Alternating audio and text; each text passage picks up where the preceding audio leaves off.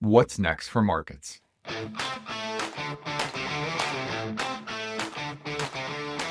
I'm Michael Kantrowitz, Chief Investment Strategist at Piper Sandler, where I lead the portfolio strategy team, recently ranked #1 on Wall Street in the 2024 All-America Institutional Investor Research Survey. Welcome back to What's Next for Markets. Markets are whipsawing, policy shifting by the hour, and narrative volatility is running rampant. Today I'm joined by Josh Rogin, lead Global Security Analyst at Washington Post Intelligence. Since 2016, Josh has served as a columnist for the Global Opinions section of the Washington Post. He's also the author of Chaos Under Heaven, Trump, Xi, and the Battle for the 21st Century, published in 2021. In today's conversation, we break down the real story behind the headlines, the power struggles, the fractured alliances, and the rising risks markets have yet to price in. From the chaos inside Washington to the high-stakes showdown in China, Josh brings a frontline view of how global politics are bleeding deeper into financial markets than ever before. If you want to understand the real forces driving volatility and where things could go from here, you'll want to hear this. As always, joining the conversation is my partner, Stephen Gregory, who leads the quantitative research team at Piper Sandler. Let's jump in. Good morning, Josh. Good morning, Stephen. So great to have you on, Josh. Been looking forward to this for quite some time. You are an expert in an area that investors are highly focused on and will likely continue to be so for the foreseeable future. Josh, you were recently named lead global security analyst at Washington Post Intelligence. Can you tell us a little bit about that new role? Sure, Michael. Thanks for having me. We live in a time of unprecedented volatility, unprecedented uncertainty, unprecedented grift and corruption, and unprecedented policy and political change. And all of those things are forcing the long-held silos between sort of the Wall Street analyst community, the DC analyst community, the Silicon Valley analyst community, and analyst communities all over the world in various capitals to break down those walls and deal with each other. Because now, more than any time, at least in my lifetime, what happens inside the hallways of Washington, boardrooms, meeting rooms, congressional hearings, and the White House halls especially, affects everybody more than ever and more often than ever. And so the premium for political and policy intelligence, and this is the thesis that we're building this business on, is that premium has never been higher. And that's not a great situation for a lot of these investors and for a lot of these industries, for a lot of these foreign countries. And nevertheless, there are lessons to be learned from what happened in the first Trump administration. And that's what I did in the first Trump administration. I spent 4 years mapping the factions, how the bureaucracy interacts with the political layer, how the factions change over time, how Donald Trump's decision-making process works, such as it is, and how that interacts in many cases with what's coming out of Wall Street or Silicon Valley, or who's calling him on the phone, or what's coming from Congress. And what the biggest insight that I can give your audience, Michael, is that there is a method to the madness, but that method changes. And what that means is that the types of information that matter are consistent, but the ways of getting that information are always changing because the personnel are always changing. So it just requires to have a plug into Washington that's better than the next guy that's sitting next to you, that's better than the guy that you're competing against. And that's what we're trying to offer. That's the whole premise of Washington Post Intelligence. And we can take that in really any direction of analysis that you want. Right, great. That's super helpful, and certainly agree. We've spent more time on policy as a strategist. We have to know a little about a lot. And over my career, policy is just becoming an increasingly important part of the investment decision process for analysts, for investors, and obviously for CEOs as well. And so can you give us a little background on your process? What are the type of people you speak with? And in terms of getting information, and to which people are you providing that information? Who's your audience? When I talk about mapping, in the first Trump administration, especially when it came to my focus area, which was the U.S. China relationship, but you could really apply this to any regional or functional area. It's factions. There are teams, and those teams don't necessarily fall upon the lines that you might predict. And the factions form what I call assorted alliances based on overlapping interests on an issue-to-issue basis. And those factions change over time as people get fired, and a rolling round of political purges takes out people on either side for whatever reason. And we're seeing all of that this time. The factions are different. The people, the personalities are different. But the basic constant churn of people trying to find other people inside Trump's orbit to get enough momentum to get into Trump's ear, to win the day, and then hope they don't get squashed the next day. That's the first thing, is you have to figure out who's working together on what. And some of those people will be like these MAGA world people like Steve Bannon, and some of them will be the sort of tech broligarchy, Peter Thiel, Elon Musk world.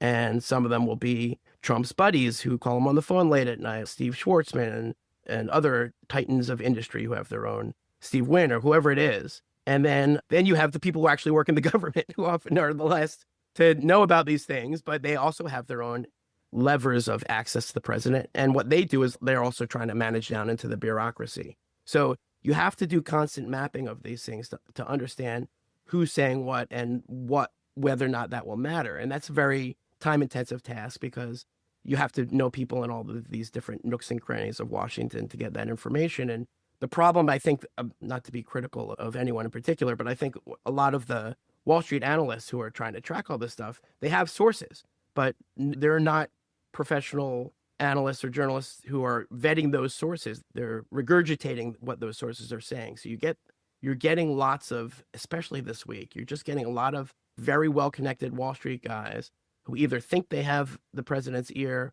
or they think they have a really great source inside the administration. They probably do, but that's just one source. And so that's why the markets are jumping up and down based on one tweet or this tweet. So, oh, this guy seems reliable. He's got a real source. But as a journalist, I'm here to tell you one source is not enough. And especially in this environment, you got to have a lot of them. And so I think we see a lot of trial balloons. A lot of these tweets are people trying to either communicate to Trump through the media, and some of them are trying to game the markets for their own corruptions, and some of them are genuinely trying to call balls and strikes, but they're just not seeing all the different parts of the elephant at once. And that's chaos. That's information chaos. And finding the signal in that noise is a constant, grueling task that most people I see, at least on the TV side of the Wall Street analysis, are just not committed to putting in the spade work to do. No, this is another great example. One of the things that Stephen and I know both love about what we do is that we get to learn about so many new things as the backdrop in the economy and policy and financial markets have evolved. My career at this point, a little over 20 years, most of it's been post the GFC, Great Financial Crisis. And so that really reset the playing field for most investors and policymakers. And we all had to kind of learn along. We all had a learning curve. We all had to walk up together.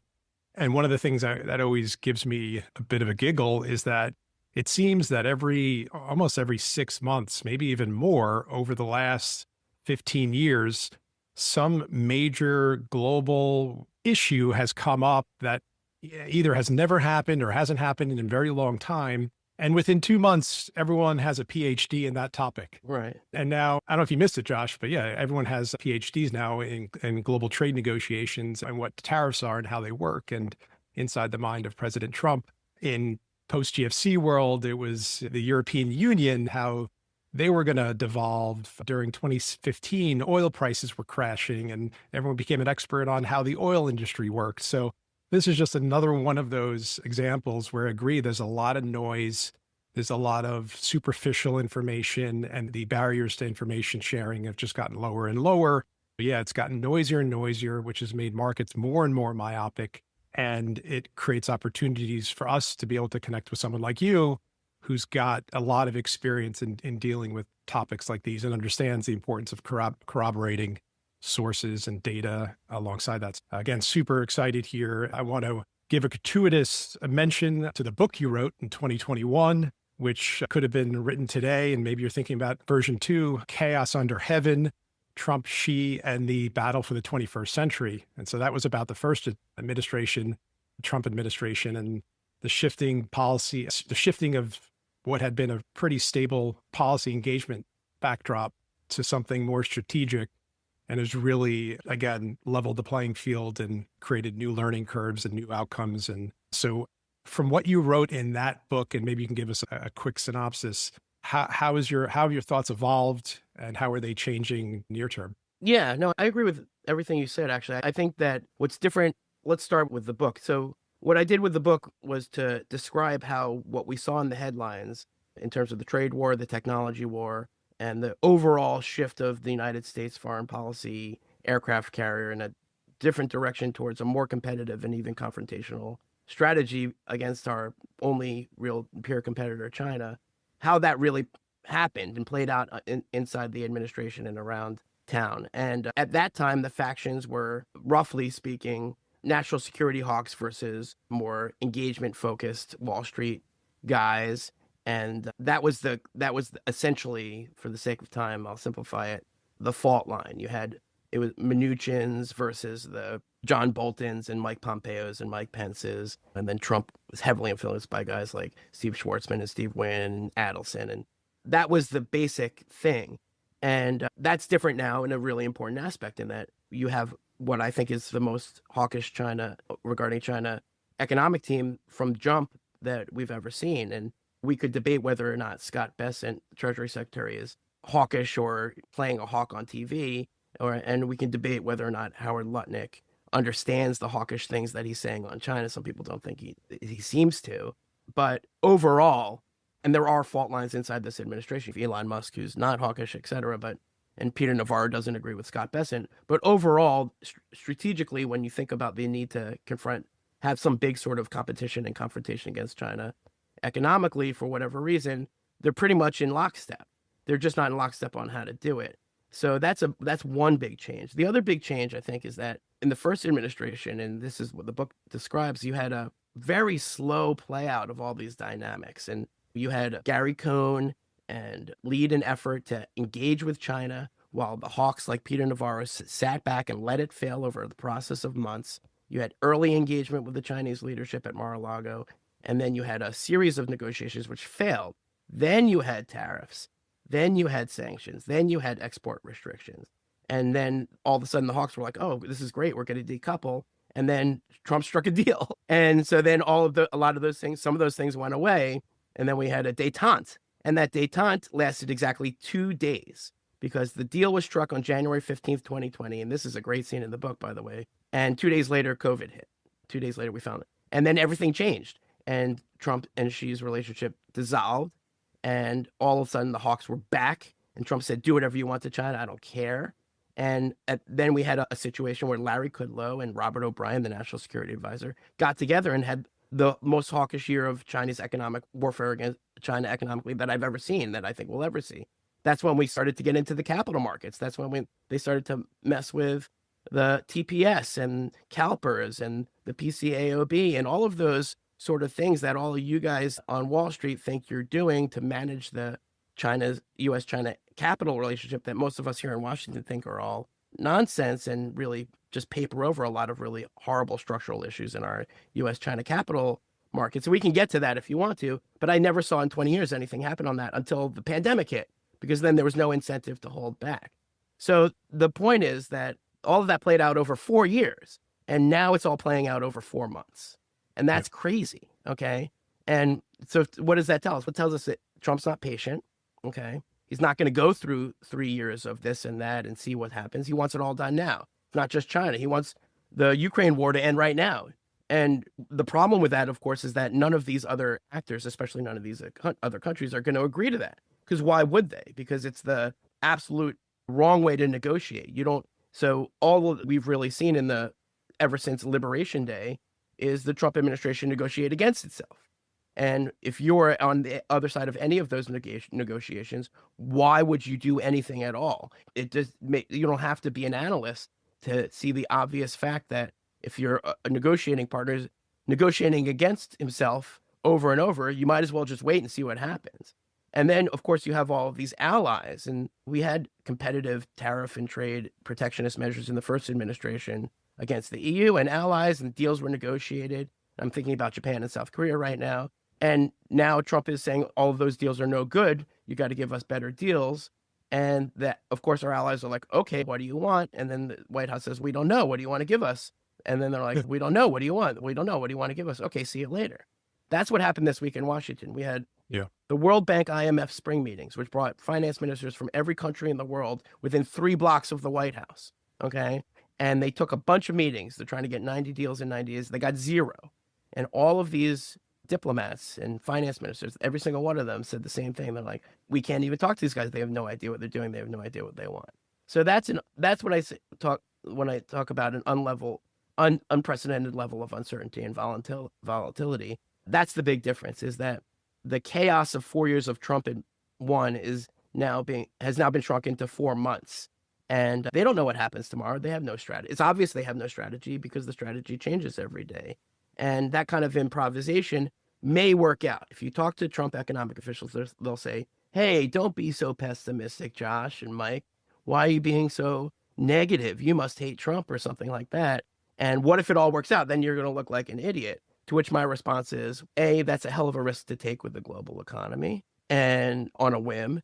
And B, going back and forth in this kind of knee-jerk reaction and dragging the whole global economy with you has horrendous long-term and short-term consequences for real people who suffer because of the collateral damage. Absolutely. And it hasn't been going on long enough, though it feels like it's been 4 years, not 4 months. We're only starting. Exactly. Yeah. And the financial markets, investors have gotten really pessimistic about the economic outlook. Yet the week we're speaking now, the markets have rebounded really sharply during this week because of a bunch of, again, comments about the administration's made about the dollar and about Chairman Powell, and things are going great and they're working well and we're getting closer to all these deals, yet nothing's been announced. So the markets have been extremely volatile because that's all they have to go by. And this hasn't been going on long enough to really show up in the economy whatsoever. We're in the middle of earnings season right now, and companies are reporting earnings from what happened in the first 3 months of this year, where, which was all before Liberation Day, before investors got a real dose of reality. And so clearly markets underestimated what Trump's plan is. Investors are polarized between the view that this is the art of the deal, this is 4D chess, versus exactly what you just said. There is no plan, there is no goal, and the policy is changing by the day. And so one question we get a lot, which I'd love to get your insight on, is how long is this going to go on for? How long is this elevated amount of uncertainty, which is absolutely freezing the global economy, going to persist? I think that's the key question, because I think there is a goal. I think there's no plan, but there are goals. There are objectives. And I think, again, once you get past the headlines, for investors, it's really important to know what those objectives are, because that is real information and that will guide their decision making, even if we don't know what the decisions will be. And so when I talk to White House officials, Treasury officials, commerce officials, they describe broad objectives, right? And they're not necessarily consistent, but one is the onshoring of manufacturing. So if you think about that's a real objective. That's a campaign promise. That's a political necessity for the president, and will factor heavily into 2026 midterm elections. And so he's got to make progress on that. And so that's why he's always announcing these $1 trillion deals, and whether they exist or not. And that's why all of the things that he's trying to extort out of these foreign countries really involve investing in American manufacturing to shore up certain key sectors that he thinks are his key political constituencies, whether it's autos or steel and aluminum or just manufacturing in general. He ignores the stuff about the socks, underwear being onshored and the bananas from Brazil being onshored, because obviously that's not going to happen. They know that, even though the haphazard way in which they set up the tariffs didn't reveal that kind of nuance, obviously. In the end, everybody knows where the onshoring opportunities are, semiconductors. Now, so that's a really good sort of lodestar. Now, if you're asking me personally, do I think that killing the chips bill and then trying to strong arm Taiwan into paying for their own economically disadvantageous move of all of their supply chains out of their own protection? No, I don't think it's going to work. So we can look at the ways that they're trying to get to their objectives and say, I don't think that's going to work. Analytically, I don't think it's going to work. But that's a really big one. So that's one. The second big long-term objective, and this will get to your questions of what are the dates to watch. So onshoring of manufacturing has a pretty good timeline, because he said 90 deals in 90 days. So That takes you what? To mid-July, right? Roughly, okay? Now, revenue. So they need the tariffs to produce revenue. Now, again, if you ask Navarro, is it about revenue? He'll say no. If you ask Besson, he'll say no, or no. But if you ask Trump, he'll say yes. But are we trying to get revenue out of those tariffs? That's what the president says, so that's an objective. Now, what does that mean? To me, that means that those 10% broad-based tariffs are here to stay, because that's the revenue. That's the constant revenue. And now, again, will it work? Will it actually produce the revenue? I don't think so. But we're trying to understand the mindset of the people who are making these decisions. That's a really important one. Now, how long is that relevant? It's irrelevant exactly until the moment that they pass the tax bill, and not a moment after. Then they don't need to show revenue, because they're going to try to claim that this is revenue to offset whatever tax cuts they're going to have. Again, it's not true. Yeah. It doesn't make sense, but that's what they think. So politically, it makes sense anyway. So when does that? Mid-July, right? There's a congressional recess starting in late July. If it goes to September and October, that's a really bad idea. They got to get it done by mid-July, by the time they leave town. That's basic congressional calendar stuff, okay? So if you look at the deals and then you look at the tariffs and you look at it's all around mid-July.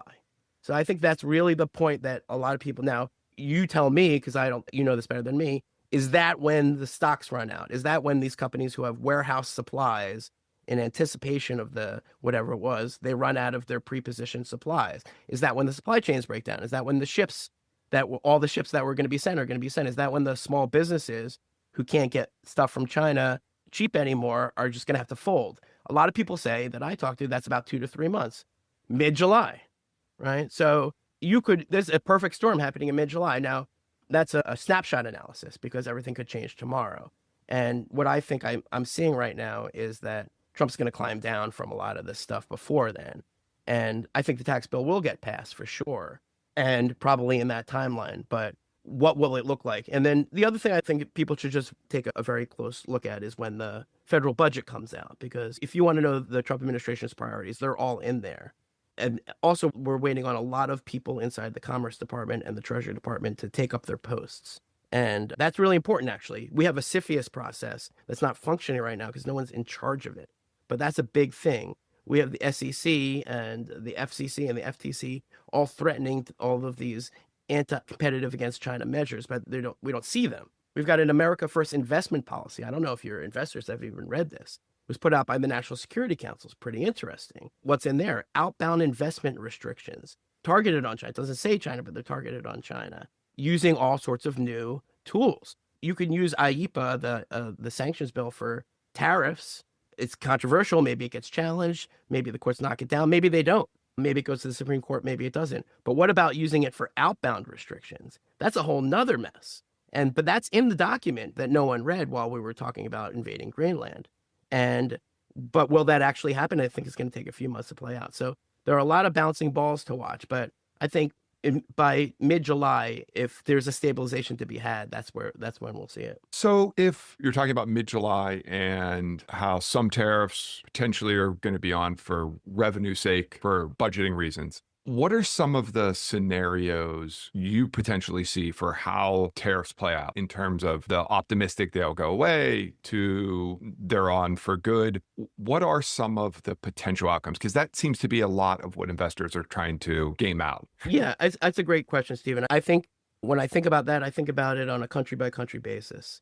And I put these countries into three basic categories. One are countries that are allies, that have an incentive, that are mostly more or less democracies, and that have not only great relationships with us, but have the first mover advantage, because the best deals go to whoever shows up first.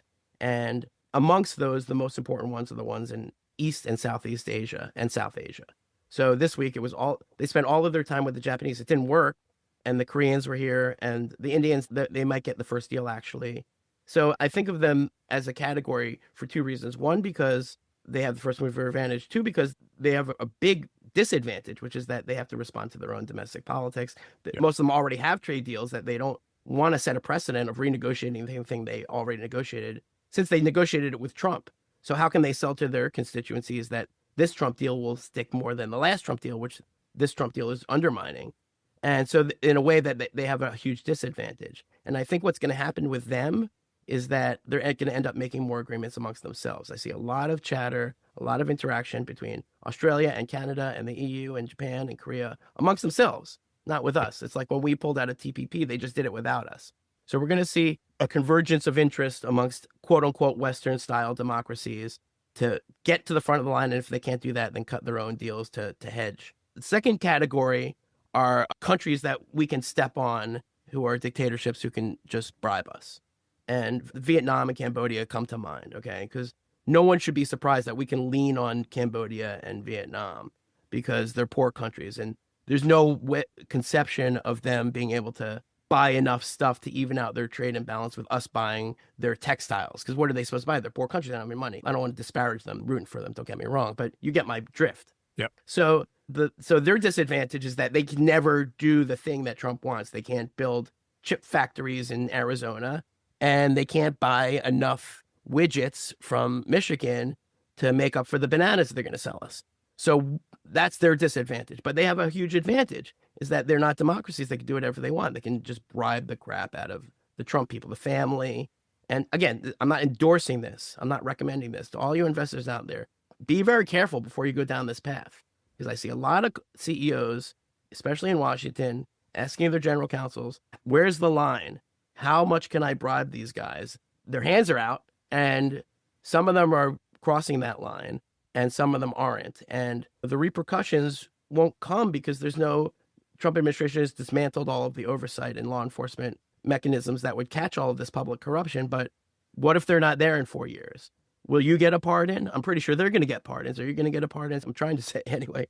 Don't go there. But analytically, yeah, that's what Vietnam is doing. They're going to build a tower in Hanoi. It's going to be crazy if it actually happens. Again, I don't think it's going to work, but that's their strategy, is to bribe and hope that gets them out from under. And then, so that's the second category. Third category is China. That's its own category. Yeah.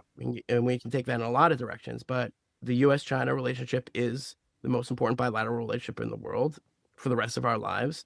And it's the economic de-risking is ongoing and it's likely to speed up. But as it does that, Xi Jinping has a unique set of tools and a unique situation of resilience. And he has something that President Trump doesn't have, which is a thought about what happens like next week. And in this environment, that's a huge advantage for them. We have our own advantages, of course, but right now it seems as if the Chinese strategy is to step aside while we hurt ourselves. And I don't necessarily blame them for that. That's incredibly interesting in that as investors, we always try to fit things into a box and everything's binary. So the fact that there's these different categories and it's very country specific, I think is a great takeaway. And then the other thing that we as investors do, we think very short term, days, months, minutes, at most a quarter. And you mentioned China here and that being this own category. Can you demystify the timeline of how a trade deal could transpire? We're always looking for historical parallels. What are the milestones? What needs to happen? And I feel like that's also really topical this week because you have certain parties saying we are talking, we aren't talking. So how do these things work? So there is no historical precedent for what's happening now in the U.S. China relationship, but there are patterns. And what I mean by that is that when I interviewed President Trump about this issue, and this was in 2021, so he was out of office, but recently out of office, what he said was not at all what any of his officials have ever said on the U.S.-China economic relationship. What he said was, we were so close we made a deal, we almost solved the problem, we almost avoided the Cold War, and if pandemic hadn't struck, I'm paraphrasing lightly, but this is basically what he said to me, that deal would have stuck and we would have avoided the Cold War and we would have had what essentially is a new model of great power relations with the United States and China. And that roughly is Xi Jinping's strategy. If you look back to 2012, right before Xi Jinping came to office, he's been talking about it for that long. Essentially what he's calling, what some people call a G2, where the US and China divvy up the world based on spheres of influence. And you could add Russia. Maybe in Trump 2, you could say US and China and Russia divvy up the world into 3 spheres of influence. And they agree to non-interference in each other's sphere to a degree. And then they divide the spoils. And the rich get richer and the poor get poorer, and might makes right, and those who don't like it lump it, okay? Now, I went through that to emphasize Trump's personal view, because what I think is different in Trump too is that his personal view reigns. And anyone, even the people who disagree with him, are just trying to craft their plans and schemes into reaching that view. So again, I don't think it's going to work. My personal analysis is pretty well established on this, even, which is that that's impossible because Xi Jinping's goal is not to have peaceful coexistence. It's for China to be the preeminent power economically and militarily, first in the region and then in the world, at our expense. In other words, that they mean us harm, that there's no balance of power to be achieved, and therefore we should understand that and plan accordingly. But that's neither here nor there. To answer your question directly, how will this happen? What it means is that they will get to a negotiation. Everybody knows. And all of these things from China's perspective are preparations, staging for that negotiation, filling a quiver with arrows, huge piles of carrots, huge piles of sticks. And I think their retaliation is calculated that way too, because the things that they're doing to retaliate for our very broad and crude tariff policy, even in the first administration, the tariffs were and the export were very intentionally crafted, focused on high technology, adjusted over time based on what was going on, and strategic, and not always, but to a degree. But now 145-degree tariffs on trinkets and widgets and bicycles, and it's just crazy. So the Chinese are being a lot more deliberate because they're preparing for this negotiation. Now, again, when does that happen? We thought that it would happen after President Xi and President Trump met in June alongside, I guess, the international conference that they were scheduled to both be at. And right now it seems that Xi Jinping is giving President Trump the Heisman because he doesn't want to give up any leverage in advance of that meeting. But that's what I think is going to happen. I think it's the G20 in Argentina. Anyway, there's a very big upcoming international summit where I think they're going to meet. That's what I think. That's when this all starts. And so they're going to meet in person. We had a great meeting. Everything's going to be copacetic. Now we're going to delegate our envoys and our teams.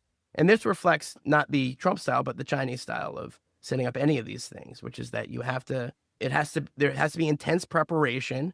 Then there has to be a leadership level sign off. And then there has to be teams of people deployed after that leadership level sign off. That's how the Chinese operate. They're not going to change that.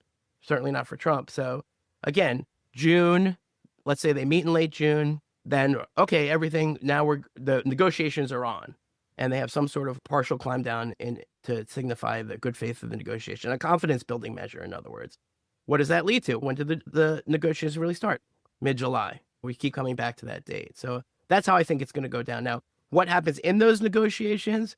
That's probably a whole nother podcast, but suffice to say, they will be rocky, and they will go back and forth, and everyone following them will try to time them and fail to time them, because you can't. I always hear Wall Street guys like, you can't time the market, but you can't time the Trump administration. Okay. So the markets are trying to time the Trump administration. They're failing.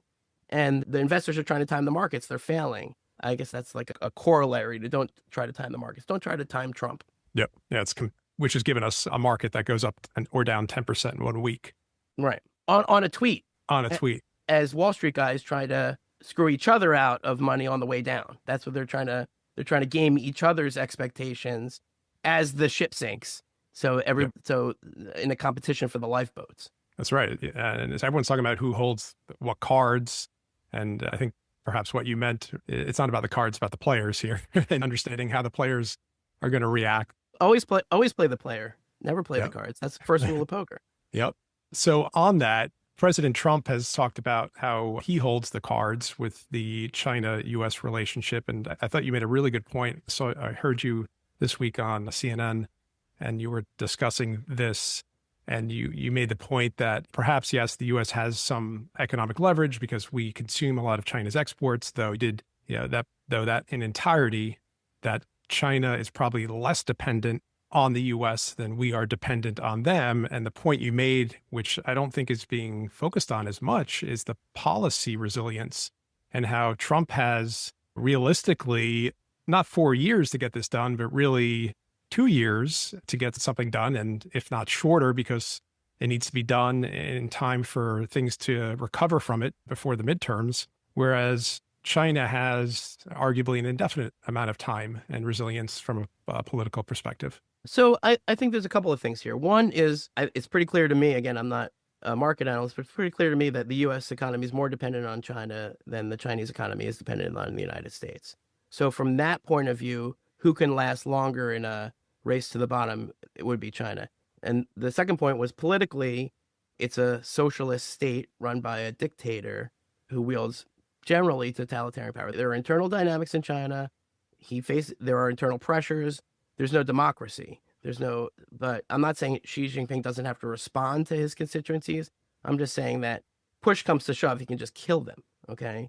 And we can't do that. So you have to understand that, yeah, if it's about who can take the most pain, Russia can take more pain than Ukraine. China can take more pain than the United States. That doesn't mean that they're going to win. It's just one of the data points. Now, what I'm focused on, and my reporting is really interesting, is how the competition for all these other countries, the frontline states in Asia, first of all, but then Europe more broadly, and then what is sometimes called the global South. And this is where the action is. This is where it will tip. Now, in any sane world, all of the countries that are our allies, like NATO allies, EU allies, Asian allies, where we have bases and relationships and trade agreements, they'd be on our side in any sane, and that would tip the balance. That would mean we would have all the leverage we need to extract the concessions that we want or whatever, or survive out the Chinese retaliation through friendshoring and et cetera. But the Trump administration decided to wage economic war on all those allies simultaneously, which to me seems pretty stupid, but here we are. And the latest iteration of that stupidity, in my opinion, is that after they decided that we're not going to do worldwide tariffs and we're just going to do China tariffs, then the next day, the message from the Trump administration was, oh, now we're going to get these Asian countries as a concession to decouple with China. And of course, all of them were like, no, that's crazy. We're not going to do that because we live in this neighborhood and they're our number one trading partner in many cases. And it's long been a pillar of U.S. policy in Asia that we don't make countries choose, at least not explicitly. Militarily, yes. Economically, no, because we're going to lose that battle because China's going to have the biggest economy in the world for the rest of our lives. And they live there. They're in that region. It's obvious they can't move. That was last week, and early this week, actually, it was like, oh, let's force Japan to decouple from China. Now, the Japanese, who are the most hawkish on China amongst a lot of these countries, they can't do that. They can't justify it. They can't even talk about it. It doesn't make any sense for them. We're pushing them to do something they can't do. It's not really going to work. And then when it comes to the Europeans, all the European CEOs, investors, bankers that I've been talking to this week, and most of the officials are more dramatic about it. All of the EU officials are like, oh, we're going to break from America and you're forcing us to integrate with China. And all of the business people say that's nonsense. We understand that the Chinese market is closing to European businesses slowly but surely. There's no way around that. We're going to try to make as much money as we can, out of it as we can. We understand that we now have less leverage to negotiate with China. We might have to give up some sanctions and let more Chinese products into our markets, which are going to be bad for us. But we don't really have another option. We can't strategically shift to an alliance with China because, again, they understand the nature of the Chinese Communist Party, the character of it, which is to make China into a self-sufficient economic juggernaut that is predatory, that is economically aggressive, not economically cooperative. And they know that. The real people who are in charge of the real businesses in Europe know that. So that's not great. So their best bet is to hedge and to wait and hope that this is just a blip and that some less nationalist protectionist people come into power in Washington in 2 years or 4 years. And I don't think that's a bad strategy. And like, why would you shift everything about your economy if you don't know whether or not that Trump's plans are going to last for next week, much less for 2029. And then when it comes to the global South, I think that we've mostly already lost them in the economic competition to China. And the rate at which China's economic outreach and trade outreach and manufacturing investment and development investment in most places in Africa and South Asia is so far ahead of what we're doing and so much smarter and more effective than what we're doing that I think we're basically losing those continents in terms of economic influence. But one bit of good news is that anyone who tells you that that the RMB is going to become the reserve currency, I think is horribly mistaken because it's not a real currency. It's not a real economy. All the numbers coming out of China are suspect, and all of the ability to trade the RMB in the international market is just, to me, seems like a bizarre idea considering that it's an economy based on a lot of fictions, which gets us into whether or not these Chinese companies should be traded in our capital markets. But maybe we're going to need a whole nother podcast for that one. Yeah, and that's been something else is coming up as a potential for delisting ADRs in U.S. markets. Yeah, I'll believe it when I see it. And that raises the question, between now and presumably June or July, What kind of actions do you expect to see from both the Trump administration and from China as this tit for tat goes back and forth? Yeah. Just to finish up on the capital markets piece, there's a huge push in Congress now to finish the work that was very nearly completed at the end of last year in Congress, which is to pass legislation to codify the Biden administration's executive orders and other policies to restrict high technology for export to China in key strategic sectors like AI, quantum, and semiconductors, and then to further restrict outbound investment in companies connected to those. Now, that whole effort, mismanaged as it was, is largely continued and it's set to be expanded under the Trump administration. And the question is whether or not it will be implemented in a way that is effective. And I think that's an open question. And so I think what you're going to see, at the end of last year, we had something called the Coins Act, which was a compromise, which gave legislative backing to outbound investment restrictions regarding China, increased scrutiny of Chinese investments, and increased scrutiny of capital flows between the U.S. and China, which is essentially the intellectual and policy basis for what Congress wants the SEC and the PCAOB to do, which is to start admitting that a lot of these Chinese companies that are listing on U.S. exchanges are doing so with completely fraudulent documents and are doing so in ways that violate, or at least documents that can't be verified in any serious way or in any way that anyone really believes that they were verified. We could say they were verified, but it doesn't mean they were verified.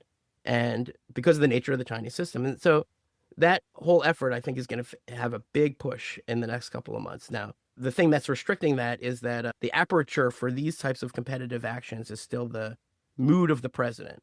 The way I think of it is that when the president and Xi Jinping are on a good vibe, then competitive actions are suppressed. And when the vibe is bad, in President Trump's mind, the aperture for competitive actions opens up and people rush in. And as much as they do as much as they can until that closes again. And that's how the tectonic plates inside the government sort of shift. And so what we often track is like the weather. It's sunny outside. It's raining outside. And if you watch TV, you see a lot about the weather because you could look outside. It's important. People need to know.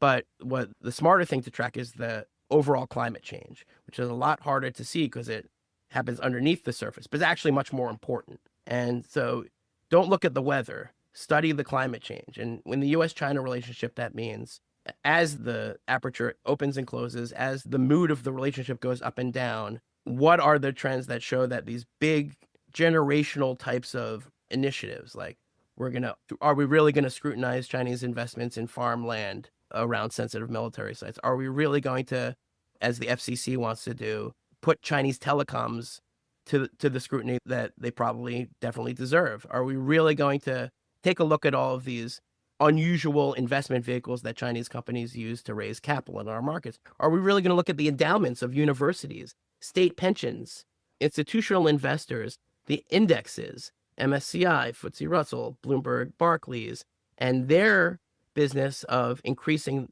their institutional investors' holdings into problematic Chinese companies that are violating U.S. law and doing other horrendous things to build the Chinese economy and war machine that's pointed at us?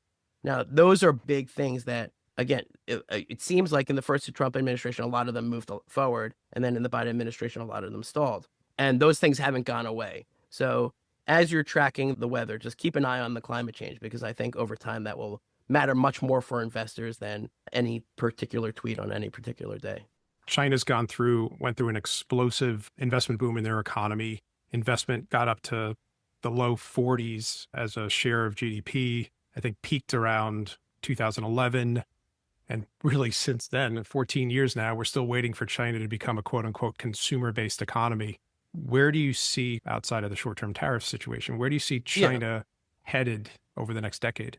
Yeah, I think that's a really important question because we fail to understand what Xi Jinping's strategy, we fail to understand the character of the Chinese Communist Party and what they're trying to do. And here's the crazy thing. They write it all down. They tell us, actually. It's in Chinese. AI has provided amazing translation capabilities to us now. But if you just read everything that he says and listen, and you'll understand perfectly what I'm about to tell you, which is that China's plan is to become self-resilient and self-sufficient. They will, of course, it'll become a consumer-based economy, but they don't want to give that consumer base to us, they want to keep it. So they're going to have a consumer-based economy that's served by Chinese companies.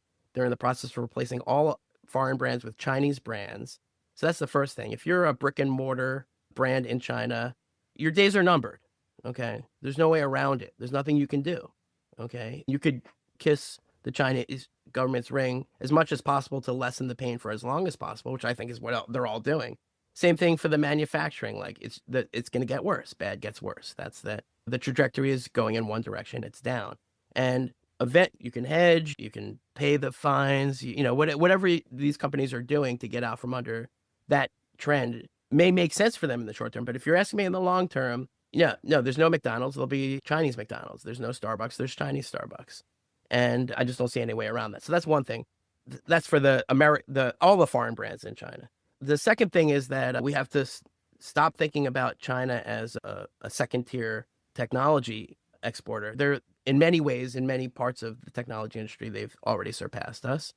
And in some, we maintain slim advantages, which we're now undermining by gutting our research and innovation base while they're doubling down on it. And you could I don't need to explain this to you guys, but just you look at EVs, we're destroying our EV industry. And they have 150 EV companies that are going to dominate global markets for a generation. And that was smart of them and stupid of us. Batteries is another one. And I'm not worried about the rare earth stuff because rare earth materials are not rare. Okay. And that's something we can fix. Well, I don't think we're fixing it, but we can fix it. But on the innovation and high technology industries of the future, and I'm including AI, and I'm including quantum, and I'm including biotech, and I'm including pharma and semiconductors, by the way.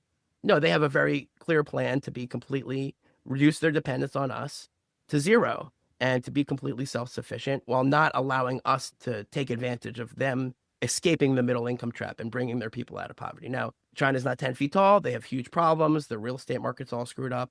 Long-term planning is a blessing and a curse because it makes it hard to pivot. And when you have a totalitarian dictatorship run by a mass-murdering dictator, inevitably, people are going to be reticent to give that person negative feedback.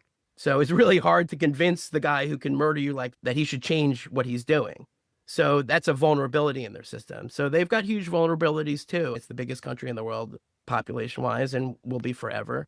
I'm not saying that they're going to win. I'm just saying that if you want to understand what's going on long-term in China is that they're preparing for war, economic war. Okay. If we're not in it already, they're going to make sure that when the economic war happens, that they've got everything. Do you guys ever track China's storing of commodities? Hugely underreported story. China never had a national food bank until 5 years ago. Now they're soaking up commodities, grains and cassava and sunflower oil from all over Asia, 20 times the consumption rate to build national reserves of things they don't even need. I've been to China many times. I never saw cassava ever. But so why do they need 10 years worth of cassava in silos? It's not because to feed the Chinese people. It's to control the Asian food markets in the event of a contingency. And that could be an economic contingency. It could be a pandemic contingency. It could be a war on Taiwan contingency. But if you control all the food, you control all the prices, you control all of those countries. That's the level of strategy they're operating at. And our level of strategy is a tweet and then a back down and then 145% and 60%. It's hard to convince anyone that we're acting like a serious country in this environment. And I say that as someone who is rooting for us and not them. What you describe is a very big turn from the 3 decades nearly of improved globalization, trade agreements, something that contributed to what people refer to as a great moderation in the United States. Some of the irony I see today is that the timing of these tariffs from the perspective that we just had an inflation shock and prices of everything are really high. Let's just say it's not an ideal time to do that. Last time we had an inflation shock was in the 70s, early 80s. And we essentially got out of that over many years by relying on the rest of the world to produce and allow us to import cheap goods and trade agreements that accelerated that for decades. It took a while to heal, but that's really was a trend that for 20 years was phenomenal for certainly the U.S. financial markets. And now we sit here once again with a pretty big price shock from the post-COVID world. And we seem to be pouring a little bit of gasoline on that fire. So it really makes the investment outlook quite different when looking ahead. I'll go back to what I said earlier about the great financial crisis, is that really reset things, and it made some of the textbooks that refer to as what is normal as how financial markets performed in the 80s and the 90s. And that couldn't be anything close to what has been normal since then. And what you described ahead is quite the opposite. Yeah, another good reason to purchase a subscription to Washington Post Intelligence, launching in mid-July. Perfect timing. Everyone's trying to figure out where Trump's, I call the Trump put, where his pain points are. And curious what you've heard on this, the 90-day pause. So the market was sharply falling. The bond market started sharply falling. Rates were going up. Wall Street generally is ruled at the end of the day by the bond market. What's your world's view on why paused? Yeah, I don't know. I think it's irresponsible to pretend like we know. We don't know. Yeah. Nobody knows. And was it the Treasury bond sell-off? Was it the tweet from Bill Ackman? There's no real way to know. Sure. So yeah. It's always a confluence of factors. But the things that in the past have influenced Trump's lurching pivots are, one, the markets, two, public opinion polls, and three, getting embarrassed by people that he actually looks up to, meaning people richer than him. And based on those three things, those are the most leading indicators. But in that instance, I don't even think the people in the White House can reliably claim to know what that pivot point is. Again, you're trying to time the markets by trying to time Trump, and it's a fool's errand. Yeah. One of the things people freak out about is, we're going to see this big collapse in employment. And I think the way they're managing, whether accidental or purposeful, the messaging and essentially the financial markets, is it just keeps everyone frozen. Like, sure, you're seeing hiring plans freeze, but you're also not going to see companies lay people off, because there's still this big idea that, this is all just a game and it's all going to go away, and I can't fire anyone because I'll need to rehire them quickly. I can give you an interesting Washington take on that, because the Washington market is a unique market when it comes to the Trump world, because the federal government's getting destroyed, right? It's getting gutted. Hundreds of thousands of people in the DMV district, Maryland, Virginia area, professionals losing their jobs with no warning, no process, in a really tight market that's already tight. And the conventional wisdom in Washington is that all of these big primes, whether it's a Booz Allen Hamilton or a Lockheed Martin or a SAIC, who employ tens of thousands of people, are going to get doged, right? That's the conventional wisdom, is that they're 98% reliant on government contracts. We're destroying the administrative state and the government, and so all those contracts will go away. And so all of these tens of thousands of people are going to lose their jobs, and that's going to have a huge second and third degree knock-on effects. I think that conventional wisdom is really incomplete, actually, because I talked to the leaders of these primes, and they're not firing, at least not yet. And they all say the same thing. They say that when the wave of Doge passes and the new titans of DC contracting are appointed, who will be, again, Trump's friends, it'll be like Oracle and Palantir and SpaceX and the politically aligned companies, contractors, they'll get the new contracts, and there are new contracts to be had.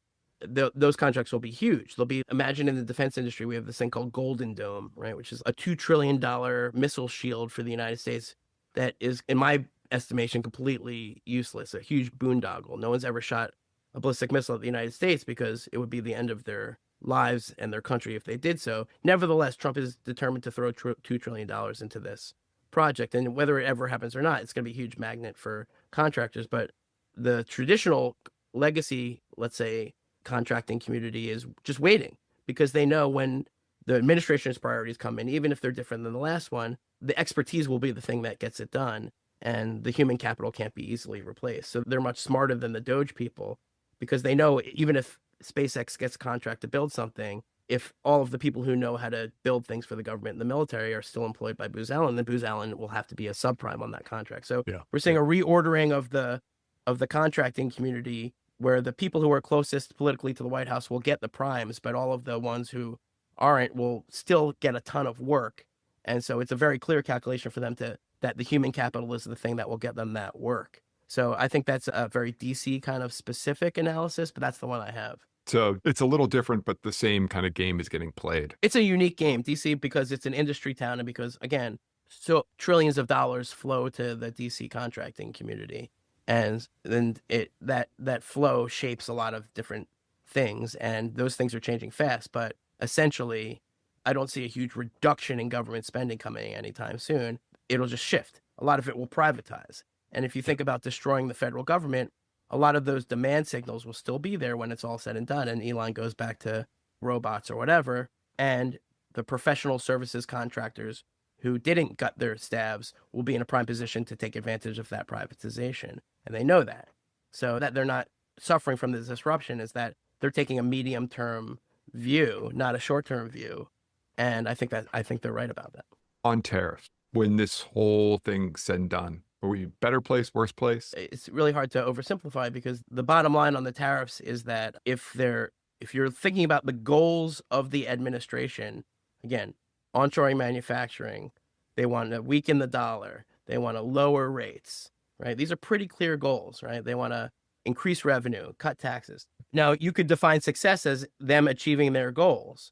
And so will we be better off depends on what you think better off is. And if you think the Trump goals are good, then achieving them means we're better off. Now, I'm not, without saying whether or not I think they're good, I'm going to say I think that the policies will not achieve those results.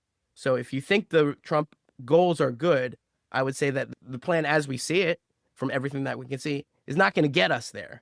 So that would be bad from that perspective. But if you think the Trump goals are stupid and that trying to onshore manufacturing in this way is just the wrong policy, and then it fails, that's a good outcome. So it really depends on your perspective. If you're rooting for Trump's plans to succeed, I think you're going to be disappointed. If you're rooting for Trump's plans to fail, I think you're going to be very pleased.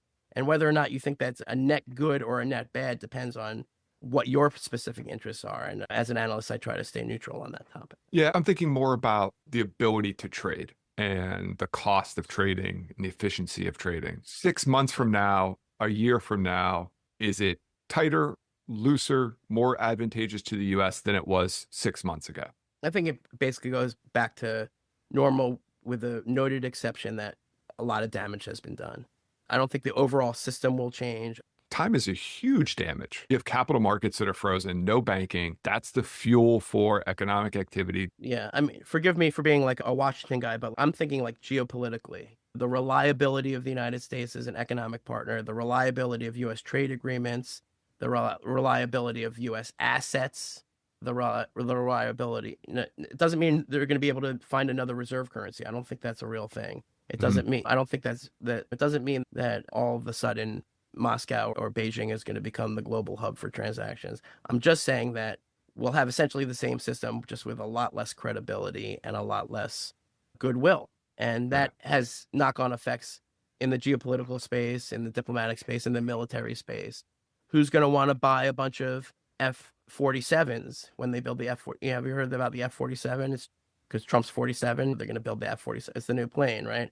And it's going to have like drone swarms that come out of a fighter plane. That will it ever exist? I don't know. But who's going to invest in that if you're the leader of any country in the world? Because you're like, oh, wait, what if President Vance decides that my universities are too woke and now I'm going to have to, he's not going to give me replacement parts for the F-47. I'm going to be flying it without the widgets. That's the kind of thing that foreign leaders are telling me. So it's not, again, I think the whole revelation, the whole takeaway from this podcast is that you can't talk about the markets without talking about geopolitics and vice versa, because they're intertwined now more than they have ever been before, which is the value of this podcast to all of your listeners, but also all of my readers. So I think we're going to have to just keep talking, keep figuring it out together. We hope you've enjoyed this discussion. If you want to continue following along with Josh, you can find more information on WP Intelligence at demo.wpintelligence.com. You can also follow Josh on LinkedIn, X, and Instagram using the handle @Josh Rogin. That's spelled JOSHROGIN. We hope you enjoyed today's episode of What's Next for Markets. You can subscribe to the show on Apple, Spotify, YouTube, or wherever you get your podcasts. Be sure to follow Michael on X at Michael Cantro. If you like the show, please let us know by leaving a positive review. The preceding commentary is not financial advice. You should always seek appropriate financial advice from a professional financial advisor in your state. You should not consider this as a substitute for these services. Piper Sandler does and seeks to do business with companies covered in its research commentary or coverage. As a result, investors should be aware that the firm may have a conflict of interest that could affect the objectivity of this commentary. Investors should consider this commentary as only a single factor in making their investment decisions. For full disclosure information, visit www.pipersandler.com/researchdisclosures.